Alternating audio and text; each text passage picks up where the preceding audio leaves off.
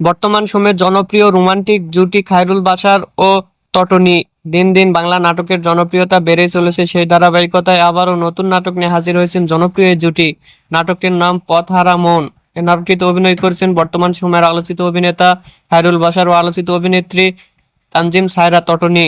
এ নাটকটি রচনা ও পরিচালনা করেন মোহাম্মদ মুস্তফা কামাল রাজ। নাটকটি খুব শীঘ্রই সিনেমালার ইউটিউব চ্যানেলে প্রকাশিত হবে। আপনারা দেখতে চাইলে অবশ্যই সিনেমালার ইউটিউব চ্যানেলে চোখ রাখুন এবং নিয়মিত নতুন নতুন নাটকের আপডেট পেতে হলে চ্যানেলটিকে সাবস্ক্রাইব করে রাখুন। পরবর্তী ভিডিওর জন্য অপেক্ষা করুন।